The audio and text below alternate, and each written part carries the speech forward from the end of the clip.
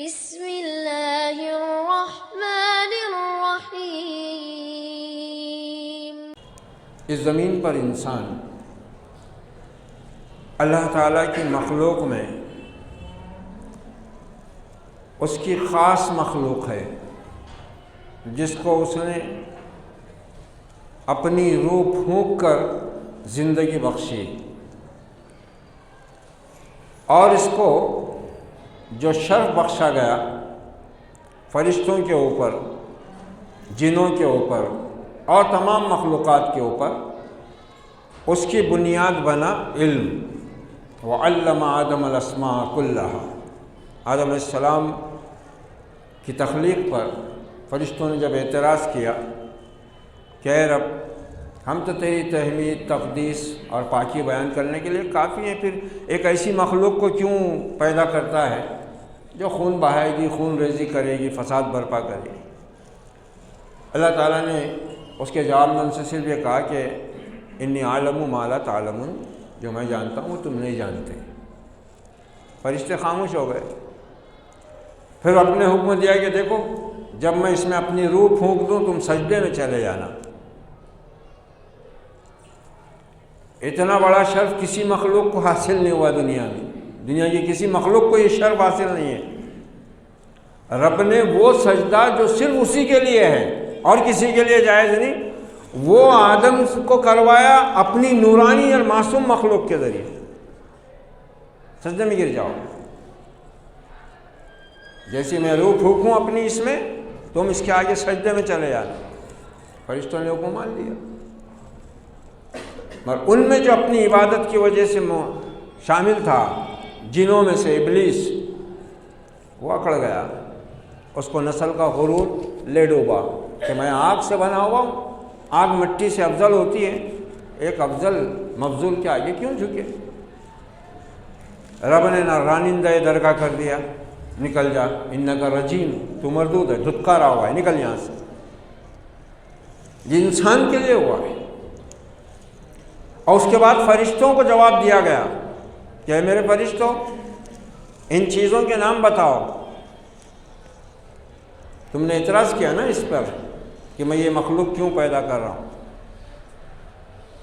فرشتے پھر پکار اٹھے، سبحانک لا علم لنا الا ما علمتنا، تیری ذات پاک ہے پروردگار، ہم تو تیری مخلوق ہیں، ہم سے قصور ہو سکتا ہے، ہم نے کہی تھی نادانی میں ایک بات، ایک اعتراض کر دیا ہم تو بس اتنا جانتے ہیں جتنا تو نے ہمیں سکھایا۔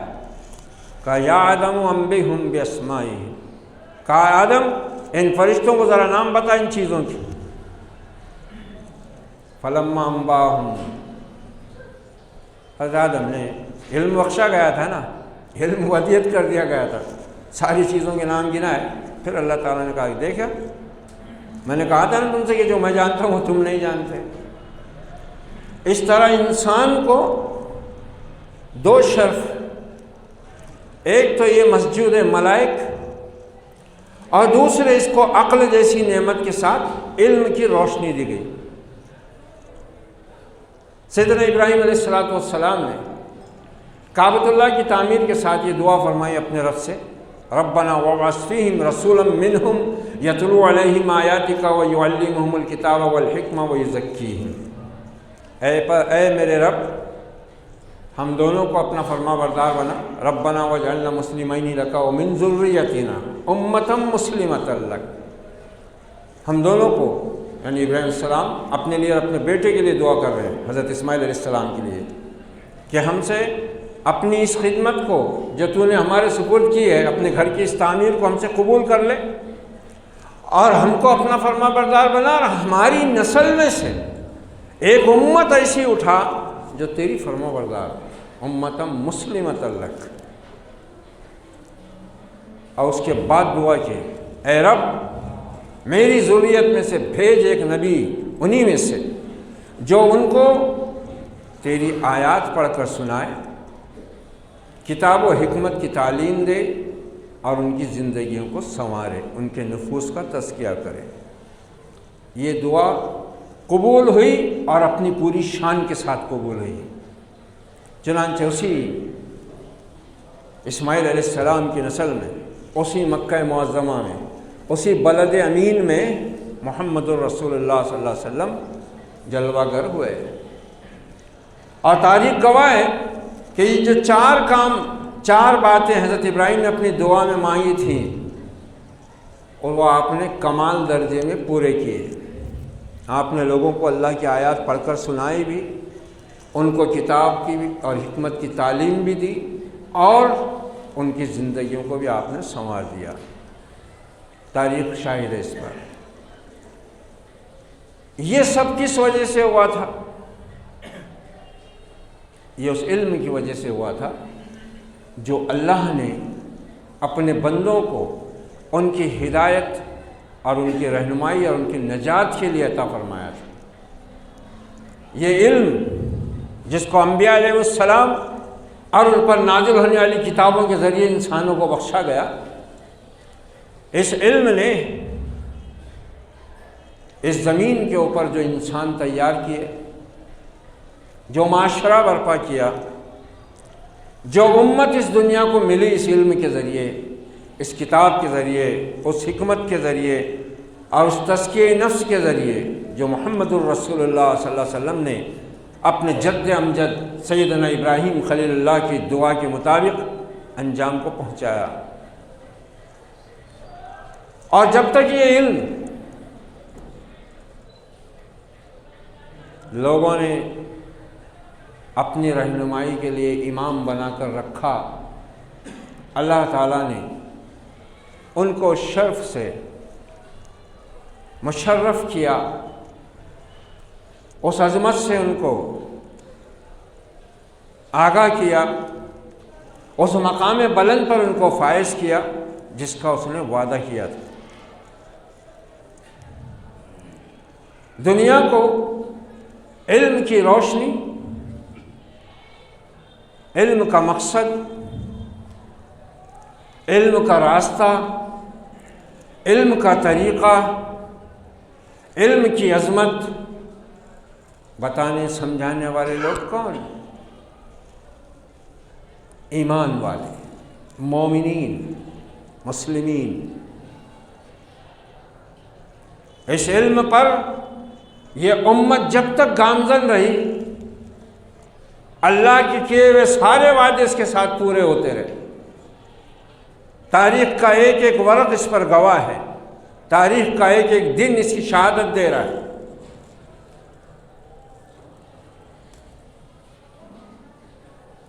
کیسا علم دین کا مقام تھا، کیا اس کے لیے لوگوں میں ذوق اور شوق تھا۔ امام مالک رحمۃ اللہ علیہ کے استاد حضرت ربیعہ رائی رحمۃ اللہ علیہ، امام مالک کے استاد ہیں یہ۔ امام مالک خود اپنے استاد محترم کی تعلیم و تربیت اور علم دین میں ان کی مہارت کا ذکر کرتے ہوئے خود بیان فرماتے ہیں کہ حضرت ربیعہ رحمۃ اللہ علیہ کے والد حضرت فروخ رحمۃ اللہ علیہ جہاد اسلامی کے لشکر میں مجاہد کی حیثیت سے مامور تھے۔ جب اسلامی لشکر نے خراسان پر حملہ کیا تو یہ اس فوج میں، اس لشکر میں شامل تھے، اور انہوں نے جہاد پر جانے سے پہلے اپنی زوجہ محترمہ کو، اپنی اہلیہ کو، اپنی بیوی کو 30,000 دینار یا 30,000 درہم دیے، یہ کہہ کر کہ یہ میں رقم تیرے حوالے کر رہا ہوں، اس کی حفاظت کرنا تاکہ میں جب جہاد سے واپس لوٹوں تو یہ ہمارے کام آئے۔ اور وہ جہاد پر روانہ ہو گئے۔ خراسان کی فتح ہوئی، لشکر واپس آیا، مگر حضرت فروخ واپس نہیں آئے۔ بیوی نے معلومات حاصل کی تو معلوم ہوا، کچھ لوگوں نے بتایا کہ ہم نے ان کو میدان جنگ میں زخمی ہو کر گرتے دیکھا، اس کے بعد ہم کو بھی کچھ معلوم نہیں ہوا کہ وہ کہاں ہیں، کیا ہیں۔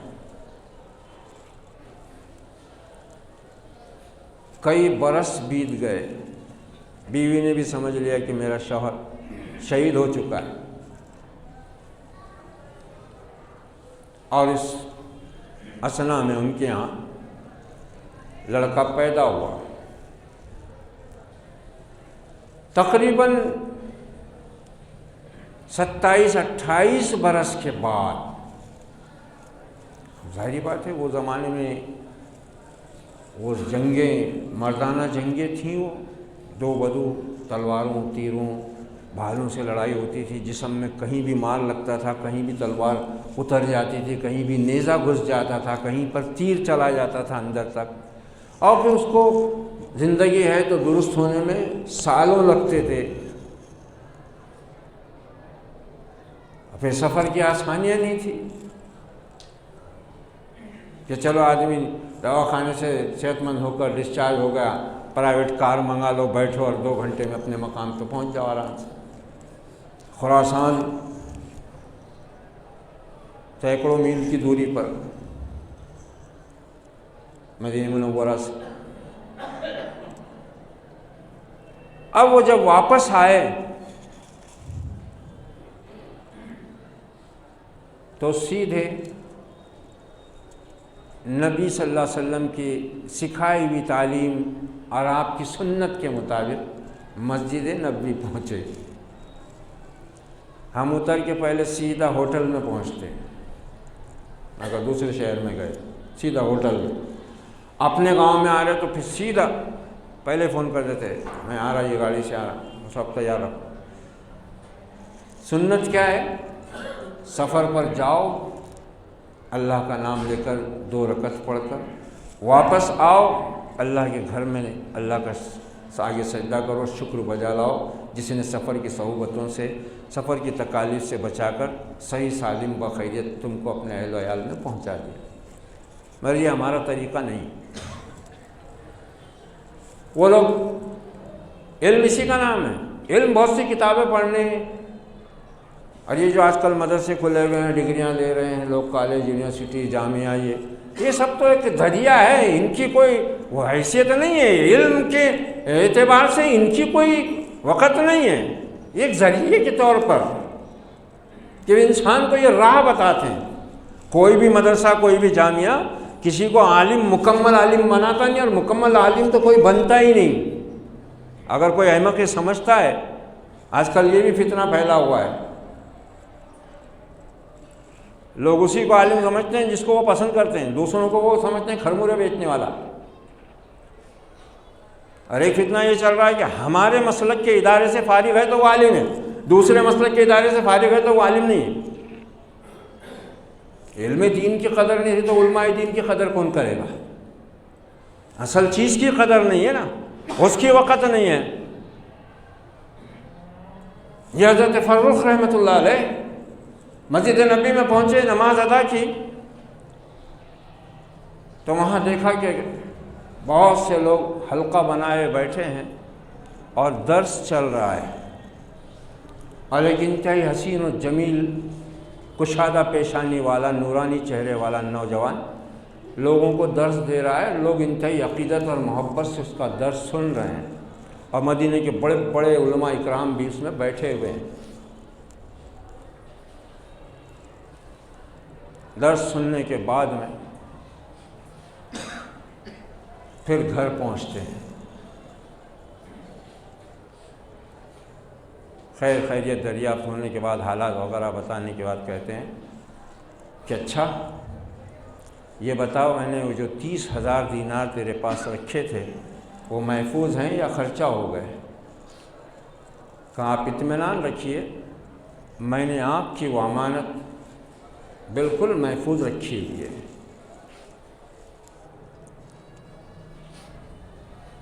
پھر اس کے بعد کہنے لگے اپنی بیوی سے کہ میں سفر سے آیا، سیدھا مسجد نبوی پہنچا، میں نے نماز ادا کی اور میں نے دیکھا وہاں ایک نوجوان انتہائی خوش شکل، روشن پیشانی کا والا، کشادہ پیشانی والا درس دے رہا ہے، اور مدینے کے بڑے بڑے عالموں کو میں نے اس کے حلقے میں موجود دیکھا ہے۔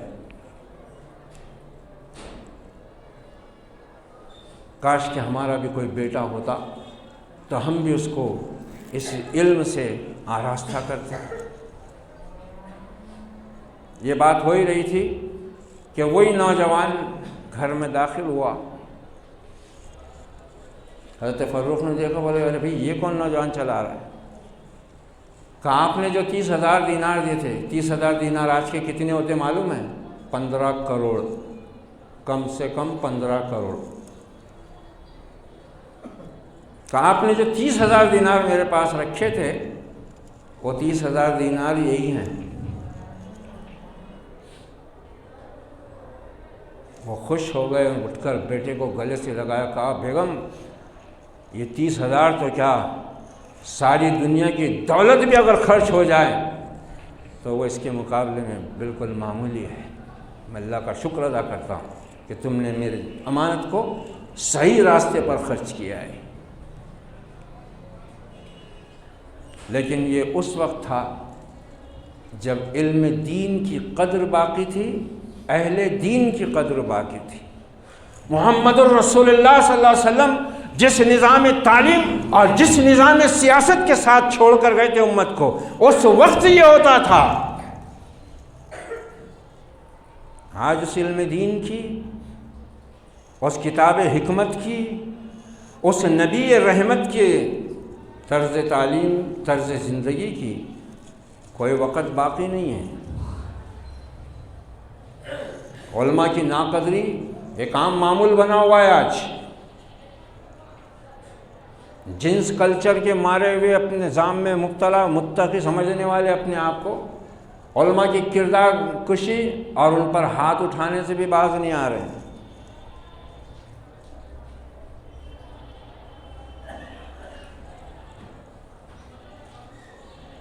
حضرت زید بن ثابت رضی اللہ عنہ،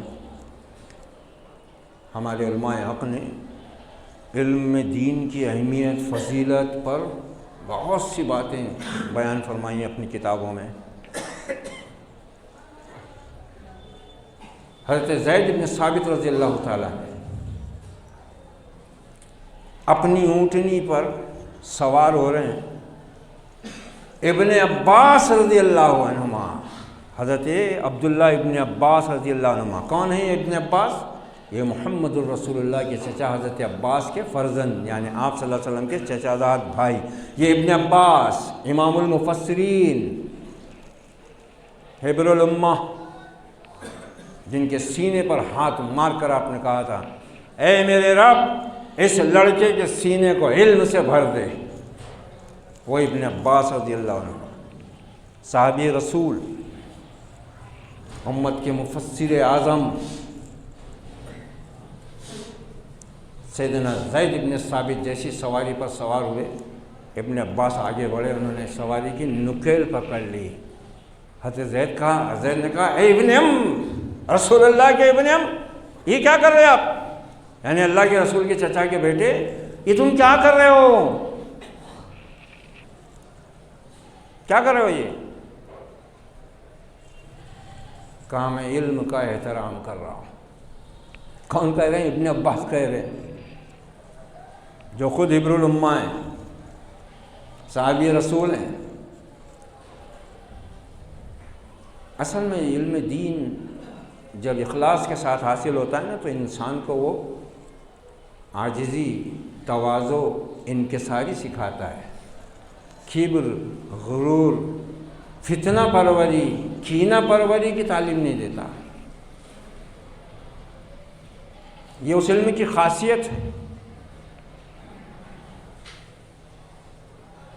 یہ اس علم کی خاصیت ہے۔ علم نام ہی اس کا ہے۔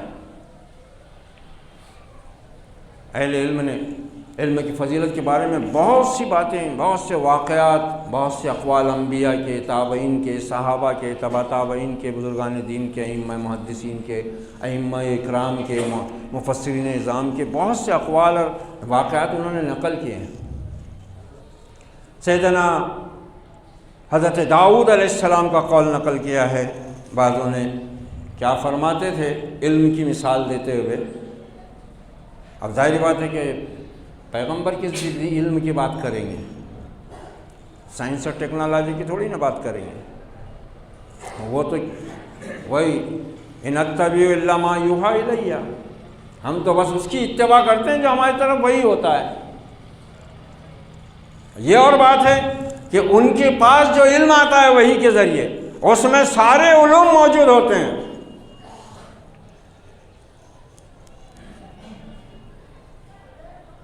سیدنا داؤد علیہ السلام فرماتے ہیں علم کی فضیلت بیان کرتے ہوئے کہ انسان کے سینے میں علم کی مثال ایسی ہی ہے جیسے اندھیرے گھر میں چراغ۔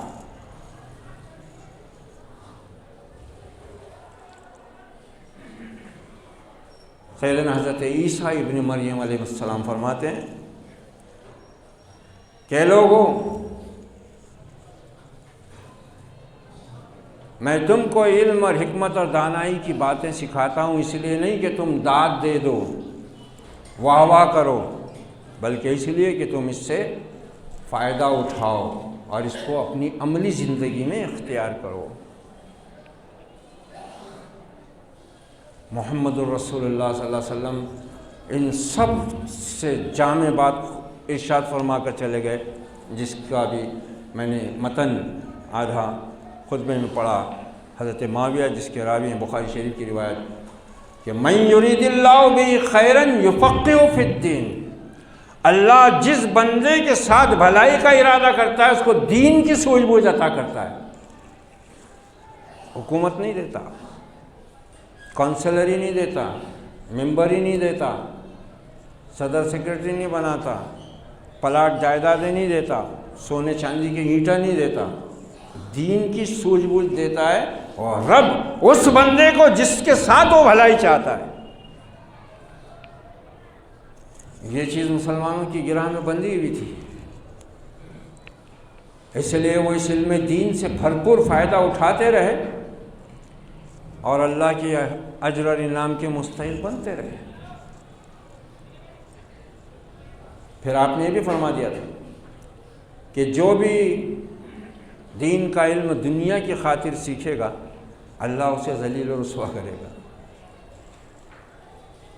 اللہ اسے ذلیل و رسوا کرے گا۔ امت کی عورتیں، حضرت ربیہ رائی جن کا بھی میں نے تذکرہ کیا، امام مالک کے استاد، کس طرح ان کی والدہ نے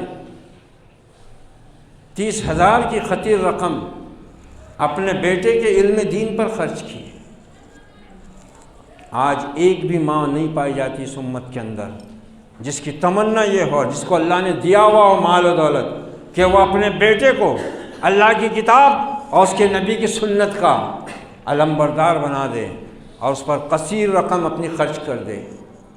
آج تو ہر ماں، ہر باپ کی آخری تمنا، دل کے ارمان کی آخری چوٹی، بیٹا بیٹی انجینئر بن جائے، ڈاکٹر بن جائے۔ علم دین تو کچرا ہو کر رہ گیا ہوا ہے، خالی مسجدوں، محلے محلے میں مسجدوں میں، محلے محلے میں کمروں میں لے کے مدرسے چلا رہے ہیں لوگ، اور ناظرہ قرآن پڑھ لیا، دعائیں یاد ہو گئی، وضو کا طریقہ آ گیا، نماز کی چند صورتیں یاد ہو گئی، بس ہوگا، کافی ہے، چل اب آگے تعلیم، اعلیٰ تعلیم حاصل کرنا ہے۔ اس علم پر 150 خرچ کرنا مسلمان کے اوپر بہت بھاری ہے، آج بہت بھاری ہے۔ اور 100 روپے فیس لے رہے، کیا انگلش پڑھا رہے؟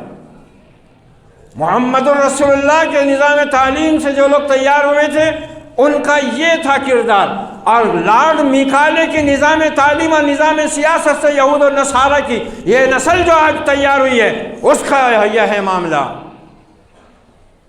کہ یہ ڈاکٹر انجینئر بننے کو لاکھوں روپیہ بھی لگاتے ہیں، زندگی کی پوری جوانی کی طاقت بھی اس میں جھونکتے ہیں، اور اس کے بعد ڈگری حاصل کر کے یہ ملٹی نیشنل کمپنیوں کی نوکری میں لگ جاتے ہیں، کیونکہ اب اس کے سوا یہ کچھ کر نہیں سکتے، وہ نظام تعلیم بنایا ہوا ہی ایسا۔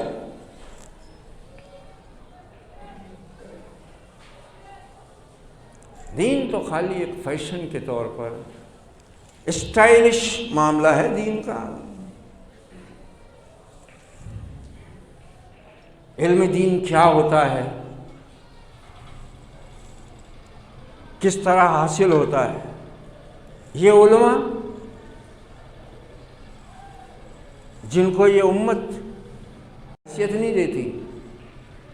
ہر عالم کے صرف چند لوگ رہتے ہیں معتقد، وہ اس کا ادب کرتے، احترام کرتے، وہ الگ بات ہے.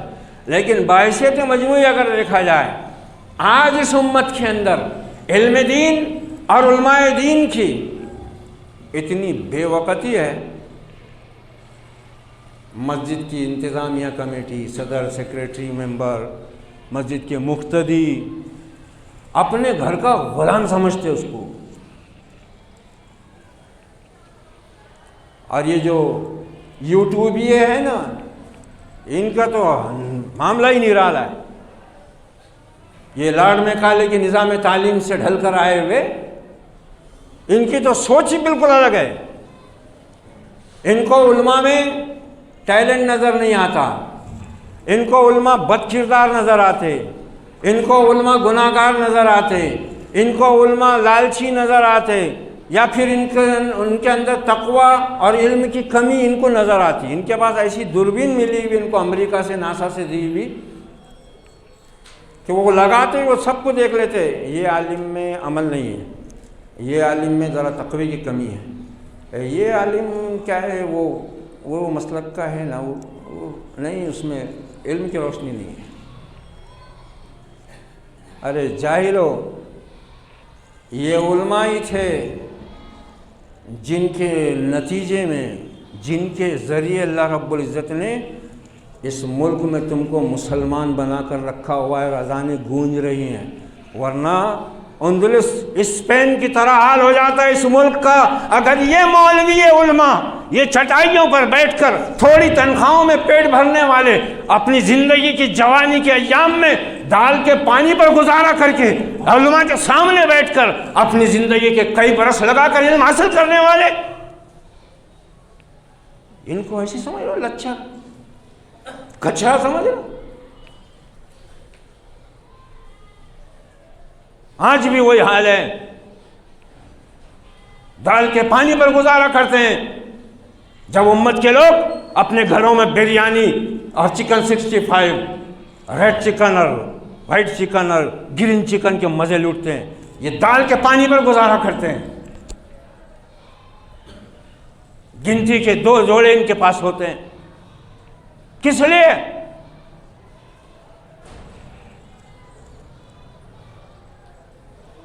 آپ لوگوں نے دیکھا ہوگا، معلوم ہوا ہوگا آپ لوگوں کو، حیدرآباد میں جو ایک مدنی عالم کے ساتھ ہوا ہے، یہ جینس پہننے والے بیہودے ننگے، ایک حیا باختہ عورت الزام لگاتی ہے الٹے سیدھے، اور یہ جنس والے لونڈے اپنے آپ کو متقی سمجھنے والے، علماء کا آپریشن کرنے والے، سیدھا ہاتھ چھوڑتے ہیں اس پر. اور دوسرے بھی بے غیرت علماء بھی موجود ہیں. ارے علماء بھی انسان ہوتے ہیں، غلطیاں ان سے ہو سکتی ہیں، وہ کیا انسان نہیں ہوتے کیا؟ ڈاکٹر بیمار نہیں ہوتا کیا؟ کہ صرف وہ مریضوں کا علاج ہی کرتا ہے، اس کو بیمار ہونا نہیں ہے؟ بیمار ہوگا تو وہ ڈاکٹر نہیں ہے. یہ بہت بڑا فتنہ ہے جو آج علم کے نام سے پھیل رہا ہے.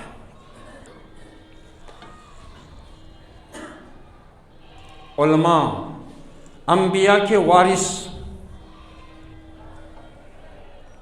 ان کا مرتبہ، ان کے حقوق عام انسانوں سے اور الگ اور اونچے ہوتے ہیں.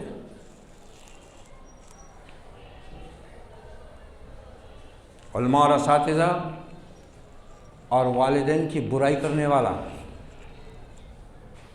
مسلمان تو کیا انسان بھی نہیں ہوتا، ہو بدقماش، فتنہ انگیز، فتنہ پرور ہوتا ہے.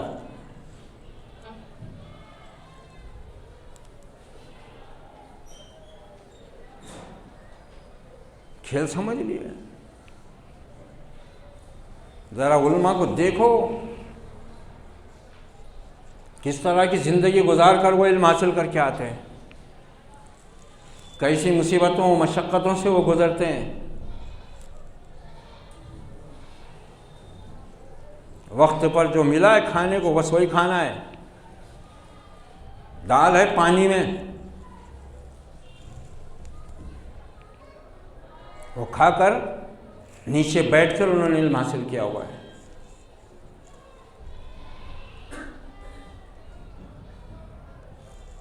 علماء سو، علماء حق، سچا عالم، اچھا عالم، بڑا عالم، نیک عالم، یہ سب اپنی جگہ، لیکن کسی بھی عالم دین کی بے عزتی کرنے کا، کسی بھی عالم دین کی کردار کشی کرنے کا کسی حرام خور کو حق نہیں پہنچتا۔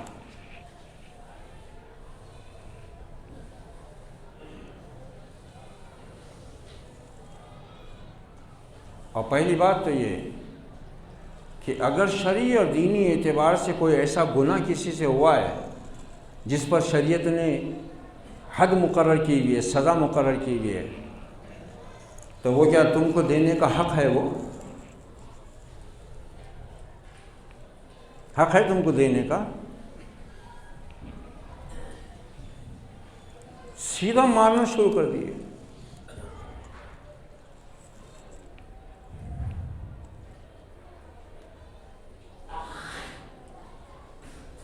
اگر ہم بھی پھر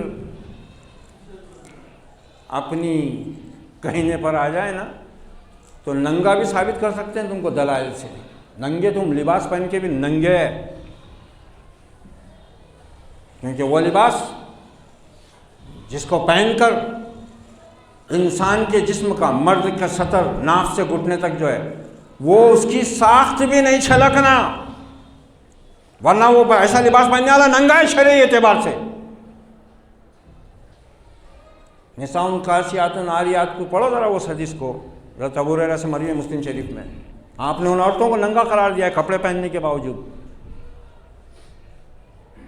اور اس کی توضیح، تشریح، تفسیر جو بھی علماء دین نے کی ہے، علماء حق نے کی ہے، وہ یہی کی ہے کہ اس سے مراد ایسا کپڑا پہننا کہ جس سے سطر یا تو نظر آئے یا سطر کی ساخت واضح ہو، وہ لباس شرعی اعتبار سے جائز نہیں۔ مگر چونکہ لارڈ میکالے کے نظام تعلیم اور یہود و نصارہ کے نظام سیاست میں پیدا ہوئے، اسی میں پلے بڑے ہیں، نہ جمہوریت کی خبر ہے نہ خلافت کا پتہ، کیا چیز ہوتی ہے یہ نہیں۔ بس ساری علم وغیرہ کی جو اہمیت ہے وہ کس کی ہے؟ آپ انگریزی کے 4 جملے بول سکتے تو آپ علم والے ہیں، اور اس حرام خور نے، لارڈ میکالے نے تعلیم کے پورے نظام کو پیٹ سے جوڑ کے چلے گیا، پیٹ سے جوڑ کے چلے گیا۔ اچھا، یہ علم دین کی ایک خاصیت اور ہے، یہ انسان کے دماغ کو روشن کرتا ہے۔ امام شافعی رحمۃ اللہ علیہ مدینہ منورہ پہنچے، امام مالک رحمۃ اللہ علیہ درس دے رہے ہیں، امام شافعی کے ہاتھ میں تنکا ہے اور وہ منہ میں ڈال کے ہتھیلی پر لکھ رہے ہیں۔ امام مالک رحمۃ اللہ علیہ غور سے دیکھتے رہے، جب درس ہوا تو کہا میاں ادھر آؤ۔ کہا میں حدیث سمجھا رہا تھا، میں حدیث سکھا رہا تھا اور تم تنکے سے کھیل رہے تھے۔ کہا نہیں حضرت، میں کھیل نہیں رہا تھا بلکہ میں لکھ رہا تھا حدیث۔ کہا بتاؤ؟ کہا اس پہ تو کچھ نہیں۔ کہا اس پہ نہیں ہے کچھ، لیکن میرے ذہن میں پورا نقش ہو چکا۔ کہا سنا میں نے بھی جو کچھ کہا، پوری حدیثیں جتنی امام مالک نے سنائی تھی سند کے ساتھ بیان کر دی۔ ذہانت، یہاں حالت یہ ہے جس امت کے افراد کی نسل کی 6ٹھی 7ویں میں بچہ پڑھ رہا ہے، ہم مدرسے میں اس کو اردو کا قاعدہ پڑھا رہے ہیں، ابھی وہ بھی نہیں آ رہا اس کو۔ یہ ذہانت، حالانکہ الحمدللہ کل بھی اور آج بھی اور آئندہ بھی انشاءاللہ اس امت سے زیادہ ذہین افراد کسی قوم میں نہیں پائے جاتے، کسی قوم میں نہیں پائے جاتے اتنے ذہین افراد۔ لیکن برا ہو ان یہود و نصارہ اور ان کے نظام تعلیم کا کہ اس امت کے ذہین لوگوں کو وہ خرید چکے ہیں۔ اب یہ امریکہ، برطانیہ، پیرس، جاپان، چائنا، ایسے ملکوں میں جا جا کر ان کی خدمت انجام دے رہے ہیں۔ امت، دین، اس کی خدمت سے کوئی سروکار نہیں ہے بھی تو پھر وہی بس دکھاوا، شو بازی ہو گئی ہے اور کچھ نہیں۔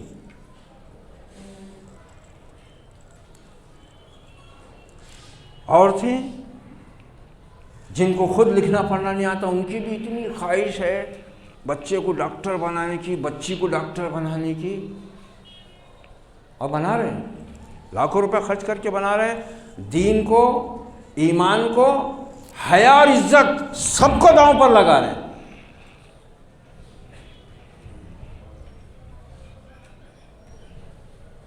علم دین کی قدر ہی نہیں، نہ سرپرستوں کے پاس، ان کے پاس ہی نہیں تو جو پڑھنے کو آ رہے ہیں ان کو کہاں سے ہوں گے؟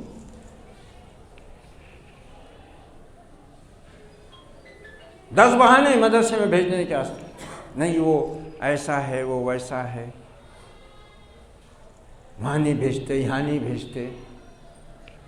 اکیلی جوان لڑکی کو یہاں سے ناندیڑ بھیجتے کالج میں جانے کو، وہاں سارے متقی بیٹھے ہوئے ہیں کیا؟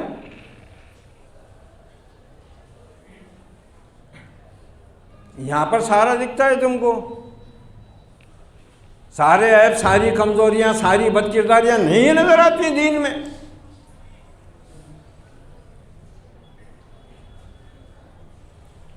ذہانت مفقود ہو گئی۔ اس دجال نے تو دودھ پیتے بچوں سے لے کر 80-90 برس کے بڈھوں تک کو اپنا غلام بنا لیا ہوا ہے۔ اس میں بہت ٹیلنٹ ہے۔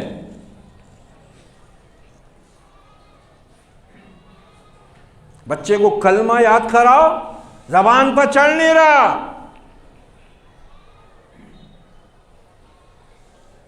مگر اس میں بتائے جانے والے کارٹونوں کے گانے، ان کے ڈائلاگ، ان کی باتیں وہ ازبر ہو جا رہی بچے کو،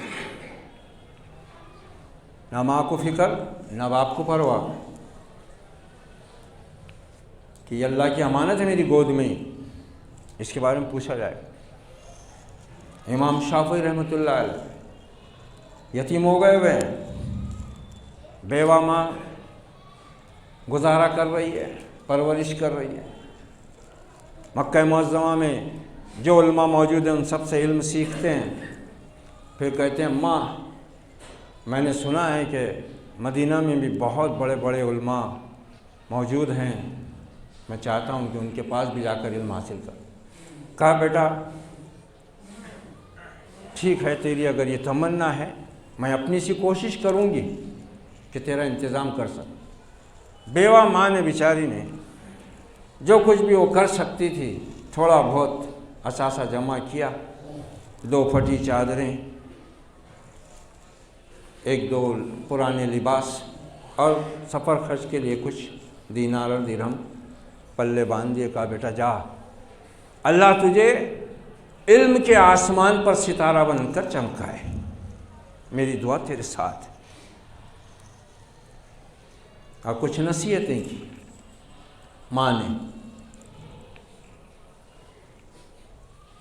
امام شافعی رحمۃ اللہ علیہ مدینہ پہنچے، مدینہ سے بغداد، بصرہ، کوفہ، جہاں جہاں ان کو معلوم ہوا وہاں علم والے لوگ ہیں وہاں پہنچے۔ امام محمد سے علم حاصل کیا جو امام ابو حنیفہ رحمۃ اللہ علیہ کے شاگرد ہیں۔ ذہانت تو اللہ نے ایسی عطا کی تھی کہ امام محمد کی کتاب انہوں نے دیکھی، کہا کہ آپ مجھے رات بھر کے لیے دیں گے؟ کہاں پڑھ لو۔ صبح واپس دینے لگے کتاب تو امام محمد نے کہا کہ اگر آپ چاہتے ہیں تو لے جائیے۔ کہا نہیں ضرورت نہیں، اب یہ کتاب مجھ کو ازبر ہو چکی ہے۔ امام محمد نے کہا کیا؟ کہ پوری کتاب تم رات بھر میں ازبر کر چکے ہو؟ 1 مہینے میں قرآن حفظ کیا تھا امام شافعی رحمۃ اللہ علیہ نے، 1 مہینے میں رمضان کے کسی نے ان کو کہہ دیا کہ آپ کو تراویح پڑھانا ہے اور ان کو قرآن سننا ہے، پریشان ہو گئے، میں تو حفظ میں نے تو کیا نہیں ہے، مگر اللہ نے حافظ اور ذہانت ایسی دی تھی، پہلے روزے کو پہلا پارہ یاد کر لیے، سنا دیے، دوسرے کو دوسرا پارہ، تیسرے روزے کو تیسرا، ایسا ہوتے ہوتے 30 روزے تک 30 پارے مکمل۔ یہاں تو اس میں دماغ چل رہا مگر لے کے بیٹھ سے بھئی صحیح کر، اب کہاں آتا ہے کھوپڑی میں، سارے فتنے آتے یہ کھوپڑی میں، یہ اللہ کا کلام نہیں آتا۔ غیبتاں، چغلیاں، فتنے، کینے، عداوتیں، نفرتیں، لوگوں کی غیبتیں، کردار کشیاں کرنا، یہ سب آتا، اس کے لیے دماغ چالو ہے، دماغ چل رہا۔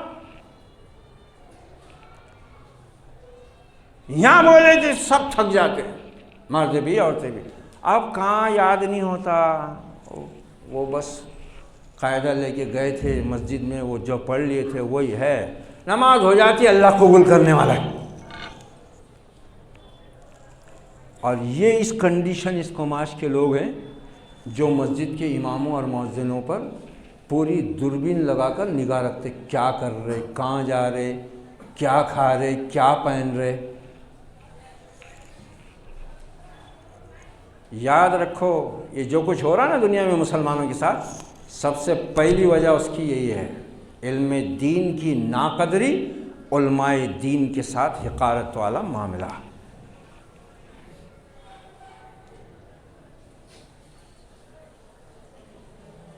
امام شافعی رحمۃ اللہ علیہ پورا مسلم اس وقت کا جو علاقہ تھا جہاں بڑے بڑے صحابہ کے شاگرد موجود تھے، ان سب سے علم کا استفادہ کرتے ہوئے گھر پہنچنے سے پہلے ہی امام بن گئے، مشہور ہو گئے پورے مملکت اسلامیہ میں، ایک مقام حاصل ہو گیا۔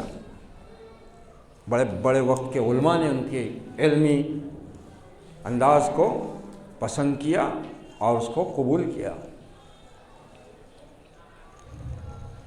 امام محمد رحمۃ اللہ علیہ کے پاس سے جب رخصت ہوئے، اللہ نے امام محمد رحمۃ اللہ علیہ کو بہت مال و دولت دی، تو اپنے شاگرد کو امام شافعی کو بہت سا مال دیا۔ امام شافعی نے انکار کرتے رہے، کہا نہیں میرے بھائی، تم مسافر ہو، علم دین کے لیے تم سفر کر رہے ہو، اور محمد الرسول اللہ صلی اللہ علیہ وسلم نے فرمایا تھا کہ جو شخص بھی اللہ کے دین کا علم حاصل کرنے کے لیے اپنے گھر سے نکلتا ہے، فرشتے اس کے پیروں کے نیچے اپنے پر بچھاتے ہیں، چوٹیاں اس کے لیے دعا کرتی ہیں، سمندروں کی مچھلیاں اس کے لیے دعا کرتی ہیں۔ یہ علم دین کی اہمیت اور فضیلت ہے۔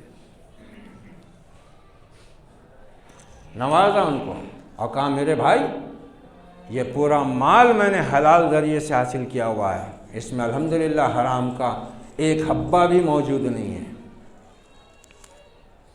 وہاں سے نکلے، راستے میں پھر ایک رئیس سے پالا پڑ گیا جو حمام میں نہا کر نکلا تھا۔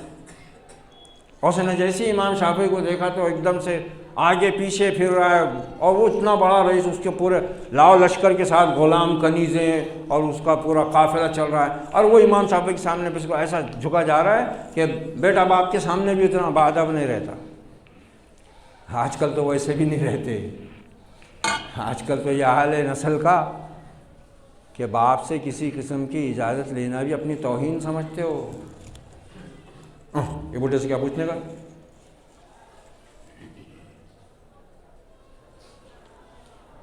یہ اس نظام تعلیم کا نتیجہ تھا، اور یہ اس نظام تعلیم کا نتیجہ ہے۔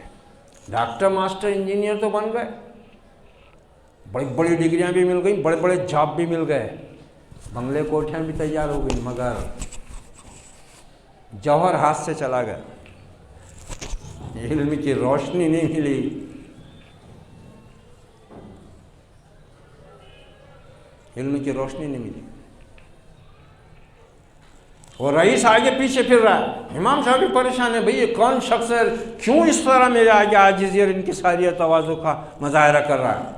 کہا حضرت آپ کو میرا نزدیکی ہے مقام، آپ کو چلنا ہے میرے ساتھ۔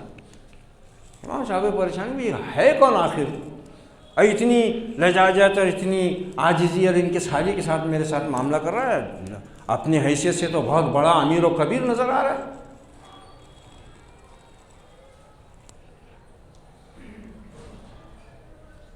لے گیا، پہنچے امام صاحب لے گئے شاندار حویلی، ایک خدام اور حشم پھیلے ہوئے ہیں اور بھاگ دوڑ لگی ہوئی، کہا چلی دسترخوان لگاؤ، دسترخوان لگ گیا، ایک بہترین انواع اقسام کے کھانے آ گئے، اتنے غلام اور کنیز ہوتے ہوئے بھی وہ رئیس خود سے لپچی لے کر حضرت کے ہاتھ دھلانے۔ امام شافعی پریشان ہے، بھائی یہ کیا معاملہ ہے؟ ہاتھ دھو لیے، بڑھ گئے، کہا حضرت شروع کیجیے۔ کہا تم جب تک ہی نہیں بتاؤ گے کہ تم ہو کون اور میرے ساتھ یہ معاملہ کس لیے کر رہے ہو؟ کہا حضرت بس اتنی سی بات۔ کہا میں نے بغداد کی جامع مسجد میں آپ کے درس سنے ہیں، آپ میرے استاد، میں آپ کا شاگرد، اپنے استاد کا حق ادا کروں۔ آج تو ایسا حق ادا کر رہے استادوں کا، ماشاء اللہ، بولنے کی بات ہی نہیں ہے، نہ شرم نہ غیرت، پھر اوپر سے دعویٰ یہ کہ ہم متقی بھی ہیں اور علم بھی رکھتے ہیں۔ صرف 10 سنے تھے اس نے چند، اور پھر جب امام شافعی کو رخصت کیا تو اس نے بھی ڈھیر سارا مال دے دیا۔ اب امام شافعی مکہ معظمہ میں داخل ہو رہے ہیں تو یہ حال ہے کہ وہ طالب علم جس کو اس کی بیوہ ماں نے 2 پھٹی چادریں، 1-2 بوسیدہ لباس اور چند درہم و دینار کے ساتھ رخصت کیا تھا، آج اس کے ساتھ دنیا کا مال لدا ہوا ہے، کئی اونٹ ہیں، ان پر ساز و سامان لدا ہوا ہے، کئی کنیزیں ہیں، کئی غلام ہیں۔ مکہ والے استقبال کے لیے کھڑے ہو گئے ہیں آ کر سامنے۔ امام شافعی رحمۃ اللہ علیہ داخل ہوئے مکہ معظمہ میں تو دیکھا کہ لوگ آپ کے استقبال کے لیے قطار بنا کر کھڑے ہوئے ہیں، اور امام شافعی پریشان ہیں، ادھر دیکھتے ہیں ادھر دیکھتے ہیں۔ لوگوں نے کہا کہ آپ کس کو دیکھ رہے ہیں؟ کہا میں اپنی والدہ کو دیکھ رہا ہوں، جس کی دعاؤں نے مجھ کو یہ مقام عطا کیا ہے، جس کی محنت نے اور جس کی مشقت نے مجھ کو اس مقام پر پہنچایا ہے، جس نے میرے علم دین کے حصول کے لیے رات دن مزدوری کی اور دن رات دعائیں مانگی ہیں، اس کو دیکھ رہا ہوں۔ لوگوں نے کہا کہ وہ تو گھر پر ہی ہیں۔ کہا کیوں؟ ایک شخص گیا گھر پر اور ان سے کہا کہ آپ کا بیٹا آیا ہے، اس شان کے ساتھ پورا مکہ اس کے استقبال کے لیے جمع ہے اور وہ آپ کو ڈھونڈ رہا ہے، آپ آئی نہیں۔ کہا میرے بیٹے سے جا کر کہو محمد الرسول اللہ کے نظام تعلیم کی تربیت، تزکیہ، علم و حکمت، علم کی روشنی، عزت، دانائی، ٹیلنٹ، ہوشیاری اگر کوئی ہے وہ یہ اس عورت کا، اس بیوہ کا جواب سنو۔ کہا میرے بیٹے سے جا کر کہو میں نے اس کو جس حال میں یہاں سے رخصت کیا تھا، اللہ کے دین، رسول اللہ کی سنت اور حکمت کا علم حاصل کرنے کے لیے، وہ اسی حال میں میرے پاس آئے، اس دنیا کے ساتھ میرے پاس نہ آئے۔ امام شافعی رحمۃ اللہ علیہ کو جا کر کسی نے کہا کہ آپ کی والدہ یوں کہہ رہی۔ کہا بس اتنی بات۔ اور اس وقت مکہ میں بہت غربت تھی۔ امام صاحب نے حکم دیا یہ جتنا بھی مال و اسباب ہیں یہ سب کے سب مکہ کے غربا میں تقسیم کر دو۔ پھر سواری سے نیچے اترے اور پرانا لباس زیب تن کیا، تب ماں کے پاس آئے۔ ماں نے گلے سے لگا کر پھر دعا دی۔ کہا بیٹا اب تم صحیح عالم بنے ہو، اب تم صحیح علم دین کے حامل ہوئے ہو۔ یہ تھے ہمارے ائمہ، یہ تھی ان کی مائیں، یہ تھی ان کی بیویاں، اور یہ تھا ان کا علم دین سے شغف۔ 15 جنوری سے ناندیڑ کلیکٹر نے اسکولیں وغیرہ بند کرنے کا حکم دیا۔ ہم نے بھی احتیاطاً بند کر دیے، مگر میں نے سوچا کہ میری کلاس میں بڑی بچے بچیاں ہیں اور اچھا خاصا ابھی میں کورس لے کر چل رہا ہوں، کوشش کر رہے ہیں ہم تو، کوئی سیکھنے والا تو ہو نا، قدردان بھی تو ہو۔ میں نے کہا کہ دیکھو اب پتہ نہیں 1 تاریخ تک بول رہے ہیں، کب کھلے کب نہیں، نقصان ہوگا تمہارا، اسکول کی بھی چھٹیاں ہیں، میں ہمارے بیٹی کے گھر پر لیتا ہوں مدرسہ، تم وہاں جاؤ۔ 16 لڑکے لڑکیوں میں سے 4 آئے، 2 لڑکیاں 2 لڑکے، اور 2 تو میرے گھر کے تھے، نواسہ نوازی، ایسا 6۔ اس میں بھی ایک بچی 5 دن شادی کے نام پر غائب ہو گئی، ایک بچہ 4 دن کی چھٹی لے کر 5 دن وہ غیر حاضر رہ گیا۔ کوئی ذوق و شوق ہی نہیں،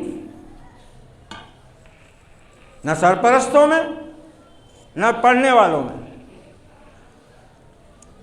اب بات بہت خطرناک بولنے جا رہا ہوں مگر میری نہیں ہے، علماء نے حضرت ابن مریم کے حوالے سے لکھی ہے یہ بات۔ انہوں نے اپنے حواریوں سے کہا، ابن مریم علیہ السلام نے، کہ لوگوں، میں کسی پر طنز نہیں کر رہا ہوں یا تم کو نہیں بول رہا ہوں، میں بتا رہا ہوں کہ علم دین کی ناقدری کے بارے میں کتنے سخت الفاظ ہیں حضرت عیسیٰ ابن مریم کے۔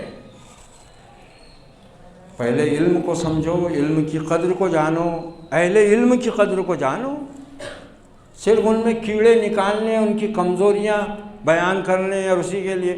یہاں تک معاملہ ہے لوگوں کا کہ کسی باہر کے عالم کو بھی بلائیں گے نا تو اس کو پہلے یہ سمجھاتے کہ یہ ایسا ایسا بولنا ہے، ہمارے یہاں ایک ایسا ایسا ہے، یہ کرتا ہے، یہ بولتا ہے، ذرا اس پہ بولنا ہے۔ عجیب معاملہ ہے۔ ابن مریم فرماتے ہیں اپنے حواریوں سے، لوگوں، خنزیر کے سامنے موتی مت ڈالو کیونکہ وہ موتی کی قدر نہیں سمجھتا ہے۔ اس لیے علم اور حکمت انہی کو سکھاؤ جو اس کی قدر جانتے ہوں۔ نااہلوں کو علم و حکمت سکھانا عقل مندوں پر ظلم کرنے کے برابر ہے۔ علم دین اور اہل علم دین کی بہت ناقدری ہو گئی ہے، اور اسی کا بھگتان ہے جو آج یہ امت بھگت رہی ہے۔ نہ دین کے لیے پیسہ نکلتا ہے، نہ دین کے لیے وقت۔ کوئی اگر ذرا کچھ سیکھے بھی، وہ بیچارہ تھوڑا سا پڑھ کے ایسا الٹیاں کرنے لگ جاتا ہے، وہ علم کے ایسا ہی ہو جاتا اس کو، جب بڑا الٹیاں کرتا ہے علم کے۔ اہل علم بھی پریشان ہو جاتے، بھئی یہ کیا ہو گیا اس کو، 4 حرف پڑھا نہیں اور اس کو بدہضمی ہو گئی، الٹے ہی کر رہے۔ یہ حال ہے معاشرے کا آج۔ تاریخ پڑھو اپنی، ائمہ کی تاریخ پڑھو، تابعین کی پڑھو، تبع تابعین کی پڑھو، صحابہ کی پڑھو۔ اور نبی نے فرمایا تھا نا، قیامت کے قریب علم اٹھا لیا جائے گا۔ اس کا مطلب بھی کیا بیان کیا اہل علم نے، کہ ایسا نہیں ہوگا کہ اللہ لوگوں کے دلوں سے علم کھینچ لے گا، بلکہ آپ نے فرمایا کہ علماء حق کو اللہ تعالیٰ اٹھاتا چلا جائے گا۔ اس کے بعد پھر زمین پر جہلا، صفیح، فقیہ کی جگہ صفیح، علماء کی جگہ جہلا رہیں گے، اور وہ پھر امت کی رہنمائی کریں گے، خود بھی گمراہ ہوں گے اور امت کو بھی گمراہی میں ڈالیں گے۔ حضرت زید بن ثابت کا جب انتقال ہوا اور بقیع غرقد میں جب ان کی تدفین ہونے لگی تو ابن عباس رضی اللہ عنہما، جن کا بھی میں نے بتایا تھا، انہوں نے مٹی ڈالتے ہوئے فرمایا تھا، ہَكَذَا يُدْفَنُ الْعِلْمُ، اس طرح علم دفن ہوگا۔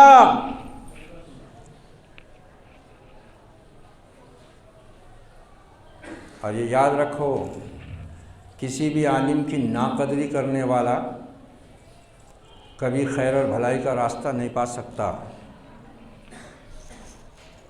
وہ عالم چاہے جو بھی ہو، جس مسلک کا بھی ہو، اس کی جو بھی غلطیاں ہوں، علمی انداز کی ہوں، عقیدے کے اعتبار سے ہوں، وہ اپنی جگہ،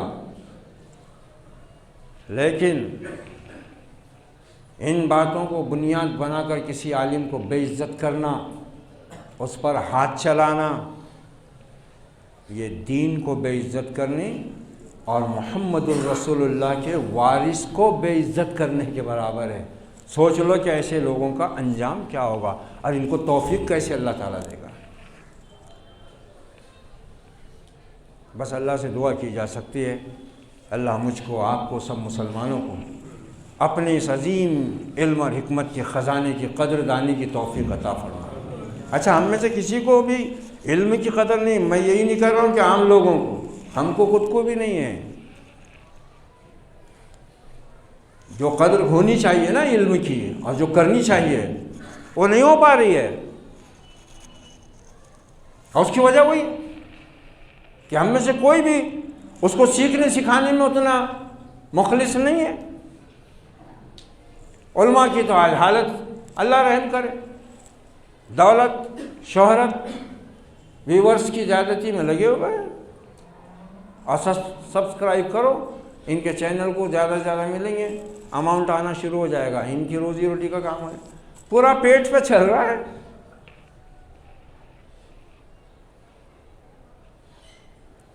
علماء حق نہ شہرت کے طالب ہوتے ہیں، نہ کسی کے عزت دینے سے وہ اپنے آپ کو معزز سمجھتے ہیں، نہ کسی کے حقیر جاننے سے وہ اپنے آپ کو ذلیل سمجھتے ہیں۔ کچھ ائمہ کو بھی ہوتے ہیں جو یہ سمجھتے ہیں کہ ہم عزت دیں گے تو یہ عزت والے بنیں گے، ہم ذلیل کریں گے تو یہ ذلیل ہو جائیں گے۔ ارے یہی تو معاملہ ہے، عقیدہ یہی تو سمجھا نہیں کمی نے تو نے کہ عزت اور ذلت کا مالک بھی تو اللہ رب العزت ہے، کوئی اور تھوڑی نا عزت اور ذلت کا مالک ہے۔ وَتُعِزُّ مَن تَشَاءُ وَتُذِلُّ مَن تَشَاءُ، وہ جس کو چاہتا ہے عزت دیتا ہے، جس کو چاہتا ہے ذلیل کرتا ہے، وہ تو اس کے ہاتھ میں۔ اور عالموں کی تو بات کیا، آج تو اتنا ٹیلنٹ آ گیا ہے، اتنے ویل ایجوکیٹڈ ہو گئے ہیں، یہ جنس کے مارے ہوئے لارڈ میکالے کے نظام تعلیم کے تیار شدہ، کہ یہ تو بڑے بڑے ائمہ، تابعین اور صحابہ کی بھی کوئی قیمت نہیں سمجھتے۔ حضرت عمر کا بھی نام لیں گے تو عمر نے کہا تھا، یہ حال ہوگا ہوا ہے۔ اور یہ بھی قیامت کی نشانیوں میں سے ایک تھی، اللہ کے نبی نے فرمایا تھا کہ قیامت کی نشانی میں سے یہ بھی ہے کہ اگلے لوگ پچھلوں کو برا کہیں گے، وہی چل رہا ہے۔ لہذا یہاں تک کہا ہے ہمارے اسلاف نے کہ عالم بنو، عالم نہیں بن سکتے تو علماء کے ساتھ رہو تاکہ تم دین کی روشنی میں زندگی گزار سکو۔ تو یہ نہیں کرتے، بس تفرقہ بازیاں، فرقہ بندیاں، بدترین تعصب، اس میں علماء کی بھی غلطیاں ہیں۔ انہوں نے ایسے حواری اپنے تیار کیے ہیں جو اس طرح کے تعصب میں مبتلا ہو کر ملت میں انتشار کا اور تفرقے کا سبب بن رہے ہیں۔ بے شمار واقعات، بے شمار احادیث، بے شمار آیات قرآن مجید کی پیش کی جا سکتی ہیں کہ علم کیا ہے، علم دین کیا ہے، علم دین کی اہمیت کیا ہے، اور ایک مسلمان کے لیے یہ زندگی اور موت اور جنت اور دوزخ کا معاملہ ہے، اور علم دین کے حامل علماء ان کا مرتبہ و مقام اللہ کی بارگاہ میں کیا ہے۔ انما اللہ سے زیادہ ڈرنے والے، اللہ کو جاننے والے لوگ اس کے دین کے علم رکھنے والے ہی ہوتے ہیں۔ تو ہمارا کام یہ ہے کہ علم والوں کو پرکھنے کے بجائے ان کے علم سے فائدہ اٹھائیں۔ اگر ہم کو کوئی ایسی بات معلوم ہے جو ہماری نظر میں اچھی ہے مگر وہ عالم دین اس چیز کو نہیں سمجھ رہا ہے تو اپنے تک رکھو، کیونکہ تم اس کے برابر تو پہنچ نہیں سکتے نا۔ آج کل ایسے بھی دیڑ شانے بہت ہو گئے، ہر جگہ ہو گئے، ہر مسجد میں ہے، ہر جماعت میں ہے، ہر مسلک میں ہے۔ یوٹیوب پہ کچھ بھی دیکھ لیتے ہیں، اور کوئی عالم ہے، کوئی مفتی ہے بیچارہ امامت کر رہا ہے، دین کی خدمت انجام دے رہا ہے، معمولی سی تنخواہ کے اوپر اپنا گزر بسر کر رہا ہے مگر دین کی خدمت کر رہا ہے۔ اس کو آگے پوچھیں گے اور یہ حدیث ضعیف ہے کہ صحیح ہے، اور بولتا بھائی میرے علم میں نہیں، علم کچھ بھی نہیں ہے، صحیح علم تو ہمارے علماء کو ہی رہتا، ہمارے ادارے سے جو پڑھ کے آتا نا وہی عالم رہتا۔ یہ بدترین جاہل ہیں، بدترین متعصب ہیں، بدترین کینہ پرون ہیں، بدترین فتنہ انگیز لوگ ہیں جو ہر مسلک، ہر جماعت، ہر جگہ، ہر مسجد میں پائے جاتے ہیں۔ اللہ ان کے شر سے ہر عالم کو بھی محفوظ رکھے اور ان کو اپنے شر سے باز آنے کی توفیق عطا فرمائے۔ اللہ ہمیں، ہماری نسل کو، ہمارے مردوں کو، ہماری عورتوں کو اپنے دین اور اس کے علم کی روشنی اور اس کی عظمت و قیمت اور قدر و قیمت سے آگاہ ہونے کی توفیق عطا فرمائے۔ اللہ تعالی ہمیں مرتے دم تک اپنے دین کا علم حاصل کرتے رہنے، اس پر عمل کرتے رہنے کی توفیق عطا فرمائے۔ اللہ رب العزت ہمیں علم دین کے ساتھ اہل علم کی قدر دانی اور ان کے مرتبہ و مقام کی عزت کرنے کی توفیق بھی عطا فرمائے۔